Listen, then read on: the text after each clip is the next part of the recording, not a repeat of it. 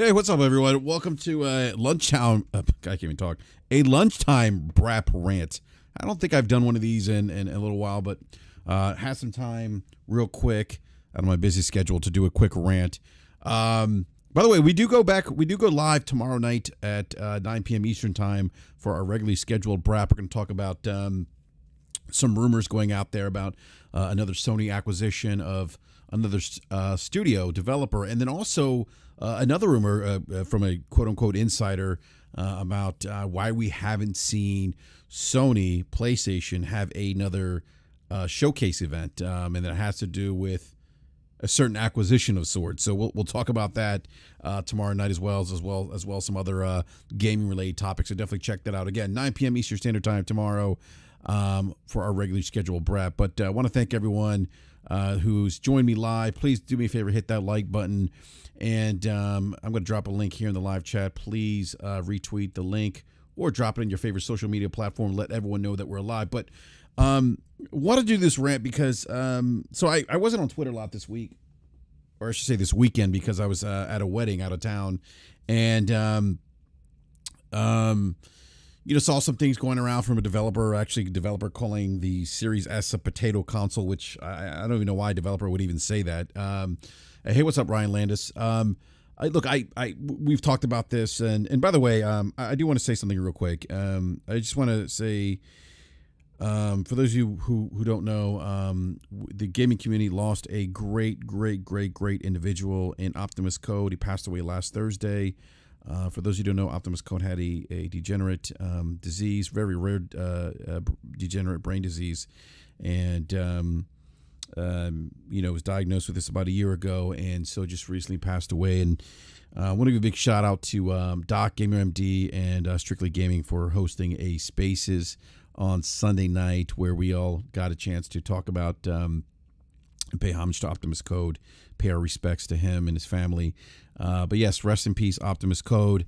Look, you will be missed, to say the least. There's not, I haven't come across, even outside of social media, my own life, people that are just as giving and just as selfless as he was. So rest in peace, King.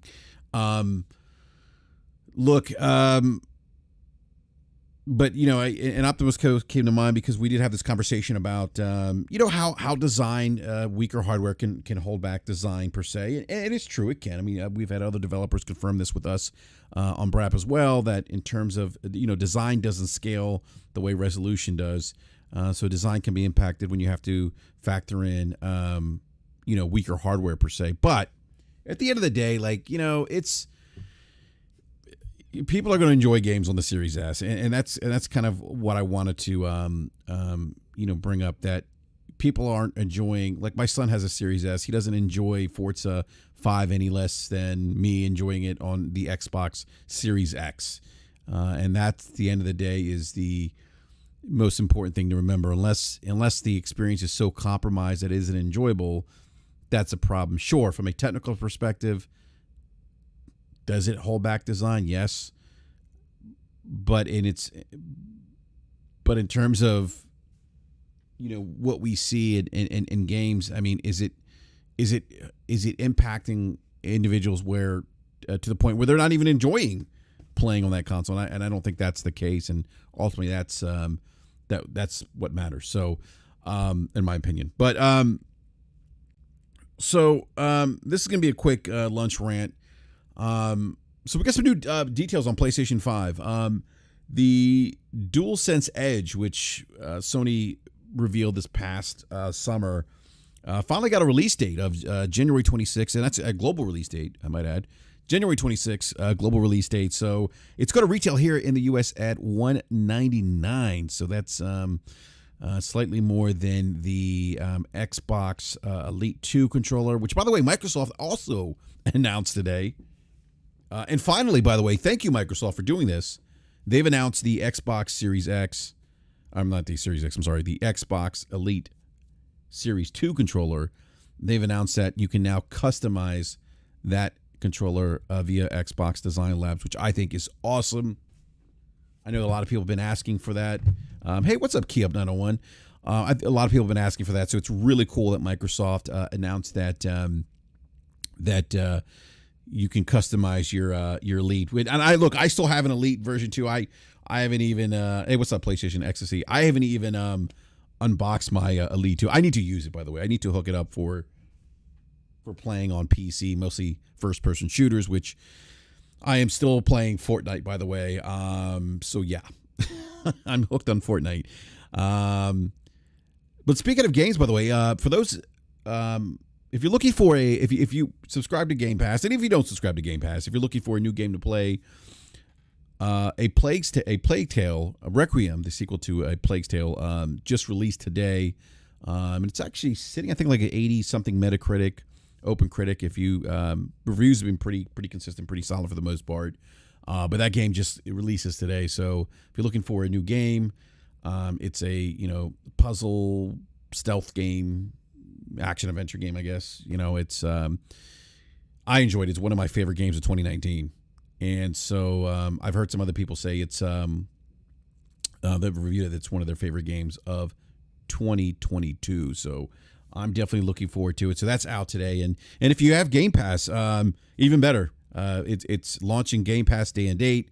And this is the kind of thing that I wanted to see with Game Pass. I want to see more titles that are appealing to me, newer titles launching the service to kind of complement Microsoft's first party stuff, which I'm still waiting for. So it's great that I get the opportunity to use Game Pass because I don't use it at all, really, and I'm paying for it. So anytime I get to use a service, it's a win-win for me. But it's awesome that Microsoft was able to get this game into Game Pass day and date. I think it's going to be one of those really solid games in the Game Pass library. So yeah, definitely, if you own Game Pass, definitely check this out. Like, seriously, check it out. The first one's a really solid game. So, all right. So, back to the DualSense Edge. It's going to release for $199 retail, and it launches globally January 26th. Now, I will be getting this controller day one. And so the BRAP guys are making fun of me in the BRAP DM. They're like, oh, we knew Enrique was going to get this because of FOMO. I'm going to get this controller day one. But look, let me know in the live chat, by the way, if Ryan Lander says, man, $200 is a lot. Yeah, it's up there. It's more money than the Xbox Elite Series controller for sure. But you look, there is a people who spend money on their consoles, like to complement their console purchases with expensive peripherals. I mean, I'm guilty as charged. I'm one of those individuals. There's a addressable market for those for that. So, but look, I look, if somebody feels like it's too expensive, I don't fault anyone for that either. I mean, we all see value in things differently. It's a thing that I've talked quite a bit about here on BRAP, that consumers value things differently. So, but for some reason in gaming, people forget that. That's another rant. But yeah, so that's going to release January 26th. So I'll be getting it day one. But let me know in the comments section below if you'll be picking up the DualSense Edge controller day one, or if you think it's too expensive, like Ryan. I've heard a couple other people mention that $200 seemed to be too much for this controller. So let me know what you think in the comments section below. If you think this is too expensive, or let me know if this is something you're interested in. So but I do want to move on to something here, and this is relates to Gotham Knights. So we found out that Gotham Knights is going to be 30 frames per second. We also know that A Plague Tale Requiem is going to be 30 frames per second. Soldier for Life says day one for me, so he's going to get the DualSense Edge controller. So there's been a lot of conversation about 30 frames per second. Like some people seem very angry that Gotham Knights. I did see some people saying I'm canceling my pre-order of Gotham Knights because it's 30 frames per second. This is unacceptable. We should have the option. And look, I'm not going to argue against options. For if the developer of Gotham Knights felt that if they had options for in that game, I would certainly welcome that in terms of performance. Hey, what's up, Nate? I primarily game on PC, and here's why I primarily game on PC. I primarily game on PC because, and Nate in the live chat, you can certainly testify to this. That PC gives us a lot of flexibilities, allows me to scale up or scale down based on my hardware, the kind of performance I want. It gives me kind of control of the performance that I get out of a game. That's why I made the migration over to PC. Keop says, Plague's Tale is amazing on PC. I'm loving it right now with my 3080 at 4K 60 with DLSS quality, high settings, mid. Nice, dude. That's Keop. That's awesome, man. I may need to upgrade to a 3080, sir. I'm on a 3070 right now with an Intel 12700K CPU. But so that's one of the reasons why I like PC. And let me tell you something. Like I see console gamers complaining about this. Oh, we should have the option. Well, look, for those console gamers, I'll say this: consider if you can buying a PC, getting a gaming PC, dipping your toes in the PC space, because PC is going to give you the flexibility you want to play games at a variety of different settings. And that is the one thing I love about PC. So what it does is 60 frames per second should be the norm and above, nothing less. Now, I've heard this argument before. Look, I would like 60 frames per second in every game. But I do understand that developers make choices. They make design choices. And the one thing I don't agree with this argument is that 30 frames per second makes a game bad. Because, look, a game is a sum of its parts. A game exists on a spectrum in terms of performance. So unless... Ooh, we got Forte in the house. Hold on. You're going to make me fight you. What's up, Forte? I didn't have my headset on, man. So I don't know if you were talking. I couldn't hear you. I said you're going to make me fight you. Why is that? Oh, because of the 30 FPS thing? Did you literally just the words that there is no such thing as a bad bad 30 frames per second game? Did that just come out your mouth? Did you just say that 30 frames per second is acceptable? Well, what I'm saying is that it doesn't make a game bad. Because yes, it does. It does now. Wait, hold on. Let me finish. Does. Because because again, these games, games exist on a spectrum, right? How they perform, they're some of its parts. And if the 30 FPS breaks a game, like where it makes the game unplayable, I would understand that. But I don't necessarily agree that 30 FPS automatically means a game is bad. Like I play, okay, yeah, that's what I'm saying. Like I even said this, Forte. Like I would prefer 60 FPS. So many games on PC, I would absolutely prefer that. There are games that do need to have a 60 FPS threshold, like shooters, fighting games. But like I played Horizon Forbidden West on 30 FPS for the graphics mode, and I enjoyed it. I wouldn't say it was a bad game. I wouldn't say that it broke the experience for me. I think it's an issue when there's a piece of a game, either whether it's frame rate or it's something else, where it breaks the experience, and that's my point. So my question for you is, I can't remember the movie, but there was a movie, I forget which one it was, that actually was shot at a higher frame rate than the 24 frames per second. It wasn't a Lord of the Rings. What movie was it? I can't. It was a movie that was shot at a higher frame rate, and then people said when they went to the theater and watched it, it just felt. It just didn't sit right. It didn't feel right. Everything just felt like it was off, and it was like even impacted the reviews of. I can't remember exactly what movie it was, but they never done that again since that moment. It's like Gemini Man is what Ryan Landis is saying is the movie. Yep, I think that's exactly Gemini Man. That's exactly what it was, and people were like saying like, "No, this doesn't even feel comfortable." So the fact that they never do it anymore, it is not the fact that it was bad. It was just the simple fact that they standardized 24 frames per second, and that's what movies are going to play at. Yeah. It is not that I don't want 30 frames per second games, because you're right. All games don't have to be 30 frames per second. Like does Plague's Tale Requiem need to run at 60 frames per second? It doesn't have to. It's just the fact that it doesn't have the option to do it as of right now. And it's like I feel like we need to. If you're not, you have to at least give the option. It has to be an option available to standardize this, because as long as you don't make it a standard where 60 frames per second is the go-to resolution for this generation, I feel like that's where the problem lies at.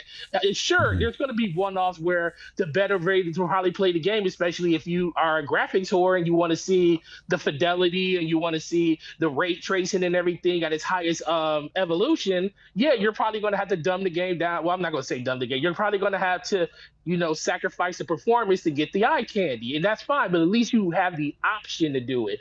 We're starting to see games coming out now where we talked about this generation. Everybody was like, what is this generation about? Well, it's definitely not about graphics. It is not about, the overall look of the games anymore, because we've been getting good looking games for like the last 10 years. There was games last generation that still look better than the games we're getting now. So the biggest thing that is really, really irritating me right now is the fact that this generation is supposed to be about performance. And it seems like performance for some of these developers are coming by the wayside. And yes, I do understand a lot of these games were developed to be cross generation and stuff like that. But it's still a simple fact that options is a thing that people want. I don't want to be stuck unless I play on PC, which is the greatest platform of all time, because you have the option to do whatever you want to, because you can always go into config files and break the game open and get 60 frames per second and force it if you Mhm. have to. Mhm. But it's the fact on consoles, people bought $500 systems for better performance. That's what they bought them for. And I feel like these companies and these developers and publishers, yeah, they're basically saying, well, you got to take what we give you, because if you want to play this game, this is what we have for you. And I just don't like that as the precedent, because as long as they keep doing that, it's not a standardized thing. Once everybody gets on board with 60 frames per second, then we can say, yo, that's kind of the standard right now. And then we can work on other things. Then we can start getting 60 frames per second with higher resolutions and higher fidelity and everything Yeah, like that. And they yeah, can yeah. find ways to do it. But that's the only thing I have. I don't disagree with you. Yeah. I No, just feel like the option should be there. And that's the thing that I have the biggest problem with. you would like to, so you basically what you're saying is, hey, give me the option the way like Horizon, Sony first party's done with some of their games, the way Microsoft's Exactly. done with like Halo Infinite. Give me the option to, no, I look, Forte, I personally speaking, I said I would like 60 FPS. My point was again that I don't think that it's, unless it's game breaking, I don't think it makes a game bad per se. But I also think that developers are going to make design choices too. I think it's a little more nuanced. They may not have the resources of a a Guerrilla Games, to because they have to develop for multiple platforms. They also may not have the resources to implement that, or they may, or maybe something they do at a latter date But and then that patch a should game. be but that should be the focus of your game. Dude, we always talk about what is the thing that people, when you look at a game, are you a developer that's just focusing on making your game like eye candy? Like, we knew what the focus of Crytek games were. It wasn't about the performance. It was all about making the game look as great as it could and see if it could bring PCs to its knees when it came to Crisis. The game was super poorly optimized. It didn't run well on any freaking thing, but everybody knew that it wasn't meant to run good on everything. It was meant to basically test all of your hardware to see how far you could push your hardware to get as much as you could get out of it. But then same thing with Spider-Man Miles Morales and Spider-Man Remaster. I know a lot of people that booted up Spider-Man Remaster and Miles Morales and said, "Oh, I want to play at the 4K 30 mode because I want to see what it looks like with the ray tracing and everything." And some people was like, "Yo, this looks freaking amazing, and I could play it like this." But as soon as they switched over to the performance mode and got that 60 frames per second, it was like, yeah, I can't play that 30 frames per second." Because it's like, as long it's like, if you don't give people the option to see exactly what the difference is, then they don't know what they're missing. And I think that, but now we're in a generation where the majority of games are seeing 60 frames per second. I had a really good conversation with Mav about this on Fun Speculation. And like I told him, I was like, I was super proud of everybody in this community because everybody's talking about the thing they should have been talking about from the beginning. We always talked about like, listen, 60 frames per second or bust. It's like these games that you guys have been playing at 30 frames per second, thinking is God's gift to the world. I was like, no, you finally get a chance to see what games actually supposed to move and perform like. And he was like, "You're absolutely right. I was a stand for 30 frames per second, and it's mostly just because people were kind of ignorant to the fact that they just didn't know what they were missing. Now you're seeing people like, yo, now you're seeing people speak out about it because you know what it feels like to play a game at a higher resolution. And now you're Mm. hearing people's like, yo, we need you guys to do better. Like I understand the scope of it and people saying that, like you just said, they can maybe their overall footprint wasn't big enough for them to be able to develop it like that. But I feel like at this point, that should be the basis of what you're doing, not the last thing you kind of figure out, because it's integral to too many parts of your game. Yeah, and Forte, I think we're gonna have to continue this conversation on BRAP Wednesday. Um, and Nate just Yeah, we left. I, will. I wanted to get a Nate's thoughts, and he just left. And Nate, if you're still in the chat, hop back in, man, because I wanted to go to you real quick. Oh, Yeah, I got you. What up, Nate? Hey, what's going on, what's man? up, man? What's going on, Nate? Not much, not much. Yeah, I think definitely. Well, first of all, let me welcome my fellow PC brethren here. First of all, let me just throw that out there because That man got one of the best setups in the world out there on PC. and Nate said, look, if you want to see a setup, you need to see a Nate setup. Nate, seriously, your setup hands down is like, yeah. Man got the Starship Enterprise in his bedroom. I appreciate that, fellas. I appreciate that. Yeah, man, we worked on that for a couple years, so it's never over. That's always the fun part about it. Right. But yeah, like I said, I think, like I said, it's a combination of what both of you kind of said, right? I kind of put this on what I remember hearing when everybody was, originally distraught with the Destiny 2 pushover, right? When they left the old consoles behind, because the baseline for what they wanted to achieve with Destiny 2 was incapable of running on the old hardware. So they made that choice to leave it behind, right? So Right. in this case, with A Plague's Tale, they're really, really adamant about this. I forget the exact number, like 600,000, rats on screen at once or something, Right. on top of the fidelity, that they're achieving with the game. And I did get to watch. I haven't played it myself yet, but I was in party chat with someone watching them play, and even watching them via like the screen share and party chat, I could see the level of visual fidelity increase versus the original, because I was actually playing the original while having picture in picture watching them play the new one.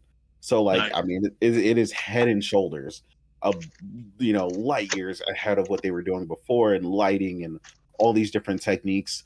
And I think a large part of that is also because like Brad said, they're working with whatever engine they were on previously, improving on it and going from there. And I think we're just seeing kind of like that limitation be stretched, at least within that engine. And it's like, possibly if they could have done it in something different, like the Decima engine or maybe Unreal 5 or something, they might have been able to also achieve that at that baseline they wanted, right? And I think that's what really did it. Was like, they're like, we don't want it to be anyone who's experiences this game. There needs to be 3 million rats on the screen at this point in the game, and we're not going lower than that. And that's where I think they struggled to find that balance. So real quick, Nate, I'm sorry to mean to interrupt you, man. You bring up a great point, right? Like, and so when Forte talks about like 60 frames per second should be the standard. This is, and we talk about like next gen consoles. This is where we're going to see the trade off. We're going to see like higher fidelity, better graphics, but we're going to see more things on screen, more AI, right? Because the CPUs last generation were booty. They were Jaguar CPUs. They were terrible. We have better CPUs now. So what you described, Nate, is potentially that design trade off where, hey, we need to get this game. And one of the reasons why developers do games at 30 FPS because it's easier to lock. They can lock the steady frame rate at 30 FPS. They can lock that down across multiple platforms. Easy for them to do that. But now they've incorporated, what they've done is they've even added more, as simplistic as adding more rat sound. If you played the first one, that had a lot of rats. I can't imagine this. And those rats freak me out, by the way. So think about the level of immersion now. Now you're scared of rats. Yeah, now you're getting I hate rats. Now you're getting you're getting more immersed in the game because you have bigger worlds, more AI. We talk about one of the things that people kind of knocked about Starfield is, it doesn't look graphically great, but the world is very much it's on a different level in terms of being alive, like the way Todd Howard described it. Like, people, the AI will continue their lives, their activities, even outside of when you leave a planet. Like, they're still doing whatever it is they're doing. So when you come back, they may be doing something differently. They may, I think, I don't, and I could be wrong here, but I think he said they may have, another job or something at the planet they're in, or something about them has changed since you last saw them. But that's that aliveness or that immersion that we didn't have last generation, right? So those are some of the trade-offs, and I think that's a great point to bring up, Nate. But I'm sorry, go ahead, man. No. Like I said, you're good, and that's exactly that, right? We're getting to see increases in those things, right? Even in Horizon, which was brought up, and we both played that in fidelity mode for the record, and it was beautifully smooth, which is something else that I talk about frequently with people, is that some games feel incredibly smooth, right? At 30 FPS, right? Like, out of whatever they did to Horizon at the time when it came out in fidelity was just smooth, right? I Right. did try the 60 FPS mode, and obviously I can see it. I play on PC all the time. I could see it, but at the time it had that shimmer effect, across everything. Yep. And that was killing me. So, and it did take a second, right? As I switched back, I was like, "Ooh, this feels weird." And then, like 3 minutes later, I was fine again. Like, it takes like an adjustment when you switch back and forth. So yeah, I Depends think how much time you put that. into it to go back and forth. Yeah, You yeah, play 60 frames per second for a good couple of days in a row and try to go back to 30 frames, and you like, what is this? yeah. It's definitely going to throw you off, right? And I tell people about this all the time, right? People, because I always get on Switch ports, and like, because people love their Switch ports. So like, as long as I can play a handheld, I don't care about muddy textures and all this other stuff. And I'm like, nah, I ain't going that No. far. Yeah. Right. So, but a large part of that is because like certain games, in my instance, like PC, Killing Floor 2 is a good example if you guys have ever played it. I know it was given away for free at one point. Killing Floor 2, at least on PS4, I think on PS5 it goes to 60, but it was 30 when it was on PS4. I think even PS4 Pro, it was like 4K 30. That was terribly slow for me because I'm an OG Killing Floor player. So KF1 was only on PC, and KF2, me and the whole team bought it day one. Well, I play that game at 150 FPS, and the game it needs that, and I'm used to that because the way the mobs move on screen, that increased frame rate allows your hand-eye coordination to link up to get those key headshots with that increased frame rate. You see what I'm saying? So Right. just like that, or Warframe's another popular one, and that one's free to play, which a lot of people play. Nothing prepares you for one of the high speed frames. If you run them, I can manage going like Sonic the Hedgehog speed, you know what I mean, at like it's nothing, and see something in my vision, because again, I'm playing at 140 plus FPS when I'm playing that game. So even at the speed that it moves allows me to be able to coordinate even at the highest speeds possible in the game. So the faster a game tends to move, the more necessary that becomes. So I definitely think I definitely agree with every game, like you were saying, is better at 60 FPS. Like, clearly everything's smoother. You Yeah, get absolutely. twice Yeah, the responsiveness and I don't stuff. disagree with that. Yeah. But I mean, I also know some games where I'm like, I was perfectly good at where I was. So it's like, and then you get brilliant things in between, like we've gotten with the PlayStation teams, right? Where they get that 40 plus or whatever, plus the ray trace. They get all kinds of crazy modes where you could just, now like Horizon Forbidden West has the mode that's basically in between. Basically, you get all the bells and whistles and you get a higher frame rate. And those guys are very extraordinarily talented at what they do when it comes to that. So yeah, man, it's an interesting thing. But like you said, there's a very big difference in 30 FPS locked and dropping below 30 FPS, because that that is where the problem comes in. That is really For bad. a lot of games. Yeah, it's immediately noticeable. It is. Yeah. You start getting that stuttering effect. It's bad. Like you could just tell. Like even like you start dropping from 6. Like I remember, like Cyberpunk when it first came out on PC, and I didn't have as many issues as other people did. But when it would drop from like 60 to like 30, oof, you could just tell it was bad Immediately. Yep. Yeah. Well, people always talk about it. Like they say, well, you're on PC and it drops from like 120 FPS to like 90. It's doing the same thing that is between 30 and 60. I said, well, no, because 120 to 90 isn't really a big, huge difference when you see it on the screen. But if you go from 60 to 30 or 60 to 43 or 50, it's like a huge, you really notice, because the whole screen just feels like it just stutters for a second, and you don't really see that at the higher frame rate. So it's just the fact that you can overcompensate by just getting as many frames as possible. But I think, like you said, the whole thing with the, like, because I do think it's mostly just because they want to immerse you more with the rats and stuff being on screen. I just keep going back to the fact that it should just be an option. I agree. That's it. Just an option. It's like, because I don't want to take away creativity from people that, some people, for a showpiece, you might want to have your friend come over and, have it on your TV and like, look at this scene. It's like literally, it looks like, a fight at, in Game of Thrones, not Game of Thrones, or even Game of Thrones, where it's like they're coming over the hill and it's just a big mob of rats just coming right at you, and you're like, yo, you can't even see the ground anymore.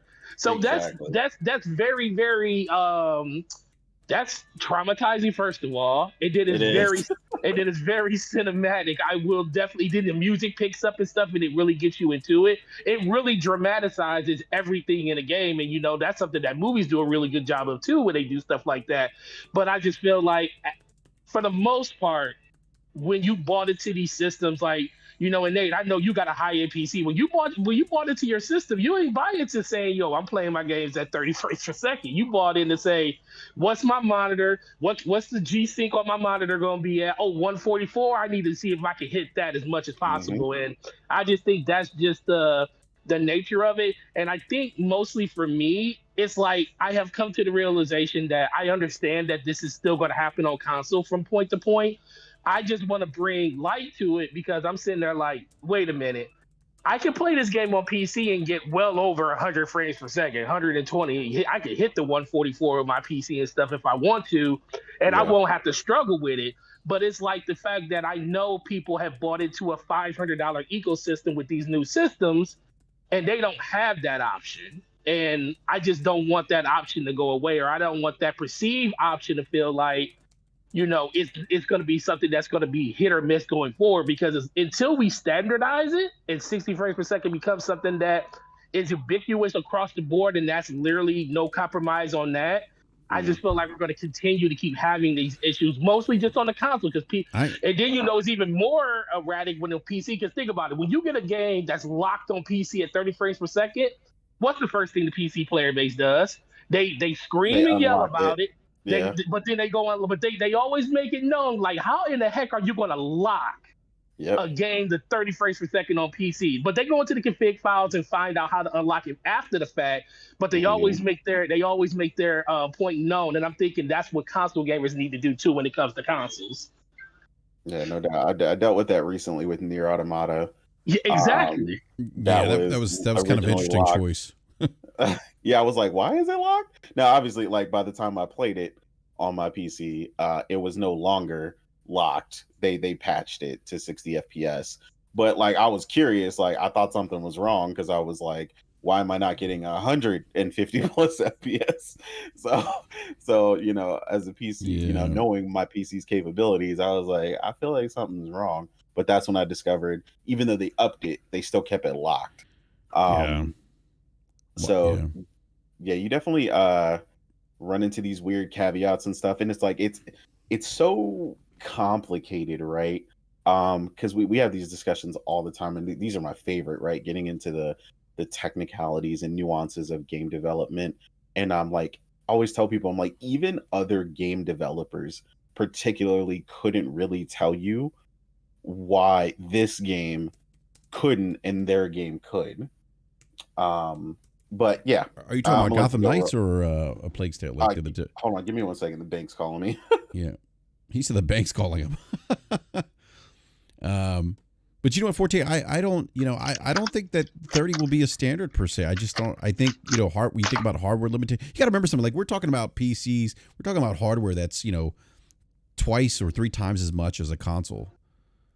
Yeah, but still. And then you talking about ray tracing and things like, and I also think, I think there's an appetite amongst the just general consumer base for prettier, shinier things, graphics, right? As opposed to higher frame.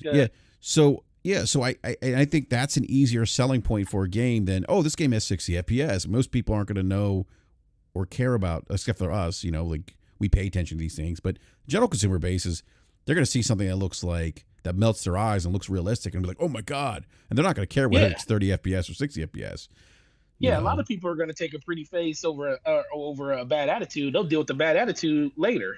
Exactly. Yeah, exactly. So I get it. I understand. But it's like, I don't know. Like I said, it's just options. Like, they can do whatever they want, but just give the option. Like, I was thinking about, perfect example, thinking about last generation, like Battlefield. Battlefield was 30 frames per second on Xbox 360, Battlefield 4. It went to 60 frames per second on Xbox One and PS4.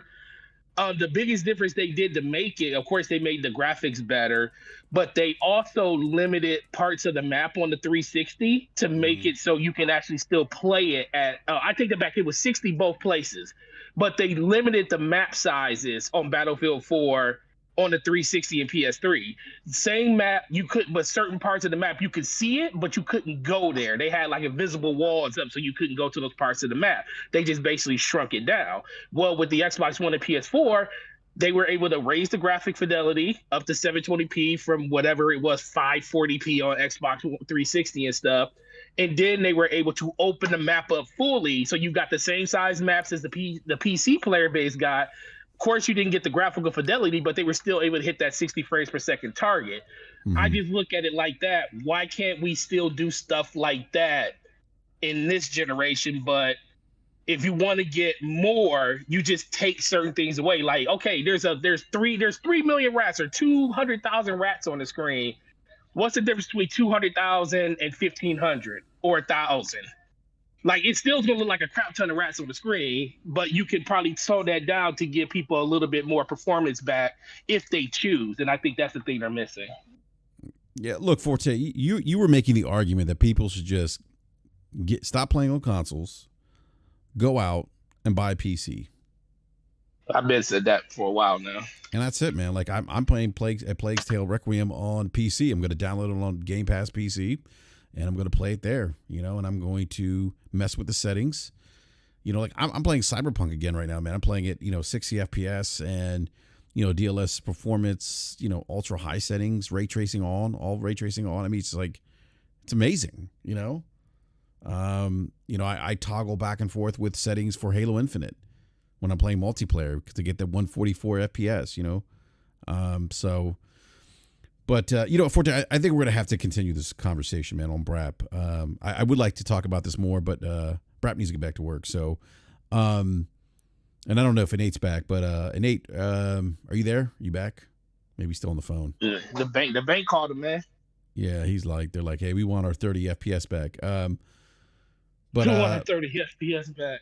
Yeah, but yeah, the Forte man, thanks for jumping in, man. I appreciate it. Sorry, I didn't have my headphones on, so I don't know if you when you jumped Oh in, no, you were you talking to probably me. didn't expect. You Yeah, know, whenever I see a rant go up, I'm listening. I'm like, okay, I got to jump in here for a second. yeah. And I'm sure Slow-Mo's gonna have a lot to say about this on Wednesday as well. We'll It's be a talking lot. about It this. was a lot to say about that, and there's still a lot to say about that, about people's takes on that controller. Oh yeah, we'll talk about the controller as well. But Yeah, we'll talk. I'll save my controller talk till Wednesday. yeah, no doubt, no doubt. But no, thank you, Forte, for jumping on. I always appreciate it. And Nate, I don't know if you're back, but thank you Nope, for. I'm back. Oh, yeah, we're gonna go ahead and wrap up, Nate, because Brap's gonna get back to work. But Man, no, stop working to do a podcast. I got you. Oh no. I mean, it's what I totally get it because I was sending emails while I was talking to you. I was gonna I tell wish you. I could do that. I know, right? I remember I used to work at GameStop a long time ago, so I know what you mean.